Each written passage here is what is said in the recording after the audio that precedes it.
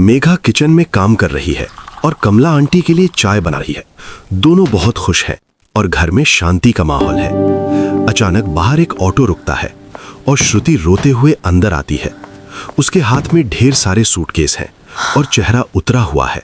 वो आते ही कमला आंटी के पैर पकड़ लेती है और चिल्लाने लगती है कि उसके ससुराल वालों ने उसे मार पीट कर घर से निकाल दिया है।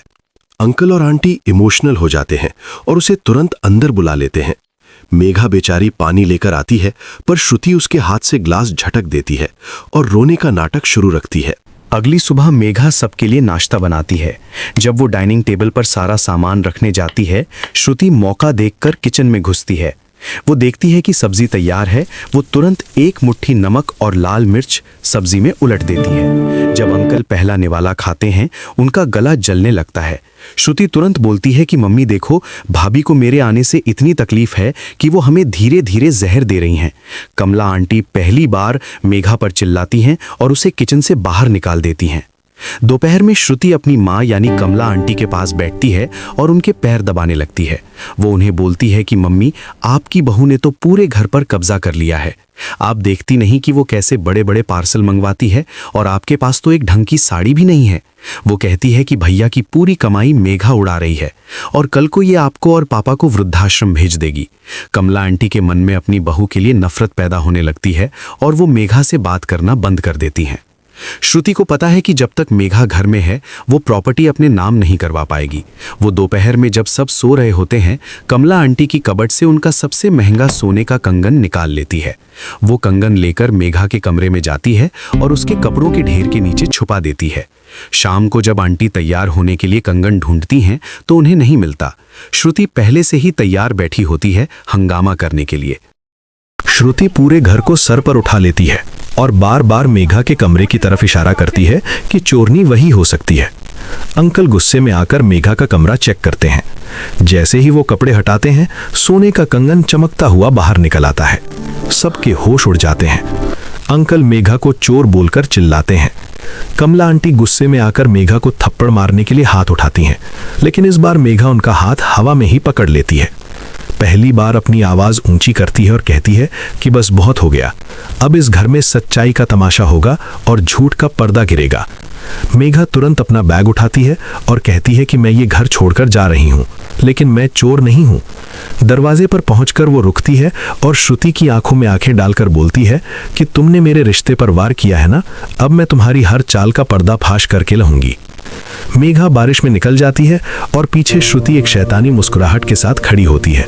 वीडियो का आखिरी सीन तब आता है जब श्रुति अपना फोन निकालती है और किसी को बोलती है कि काम हो गया है, रास्ता साफ है, अब ये पूरी कोठी अपनी है। मेघा बारिश में भीगती हुई अपनी एक पुरानी सहेली प्रिया के घर पहुंचती है, जो एक टेक एक्सपर्ट है। मेघा रोती नहीं है, बल्कि उसकी आंखों में गुस्सा है। वो प्रिया को सब बताती है। प्रिया उसे बताती है कि जब श्रुति किचन में नमक मिला रही थी तो मेघा ने गलती से अपना फोन शेल्फ पर छोड़ दिया था और उसका रिकॉर्डिंग बटन ऑन था। मेघा को उम्मीद की किरण दिखती है। यहाँ घर में श्रुति ने पूरा कब्जा कर लिया है। वो अब काम चोर बन गई है। कमला आंटी से ही चाय मंगवाती है और कहती है कि उसकी तबीयत खराब है। अंकल बेचारे चुपचाप बैठते हैं क्योंकि उन्हें लगता है मेघा चोर थी। श्रुति अब अपने पति, जो इस साजिश में शामिल है, को फोन करके कहती है कि जल्दी आओ और पापा से प्रॉपर्टी के पेपर्स पर साइन करवा लो। 2 दिन बाद घर में अजीब चीजें होने लगती हैं। श्रुति जब आईने में देखती है तो उसे मेघा की परछाई दिखती है। किचन में वही पुरानी सब्जी की महक आती है। श्रुति डर जाती है। ये सब मेघा और प्रिया का प्लान है। उन्होंने घर के पुराने स्मार्ट स्पीकर और प्रोजेक्टर को हैक कर लिया है ताकि श्रुति का दिमाग घूम जाए। श्रुति घबराहट में अंकल के पास जाती है और कहती है कि पापा, घर में भूत है, आप ये घर बेच दो और मेरे नाम सारी प्रॉपर्टी कर दो, हम कहीं और रहेंगे। अंकल दुख में साइन करने ही वाले होते हैं, तभी मेघा दरवाजे से एंट्री मारती है।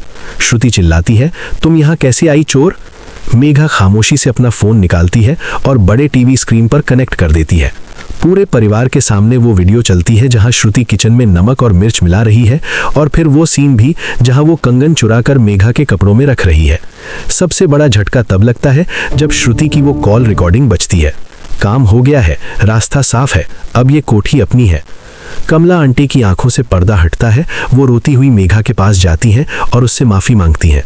अंकल गुस्से में श्रुति का हाथ पकड़ते हैं और उसे घर से बाहर धक्का दे देते हैं। श्रुति गिड़गिड़ाती है, मम्मी मुझे माफ कर दो, पर कमला आंटी कहती हैं, मेरी बेटी तो मर गई, ये तो कोई नागिन थी।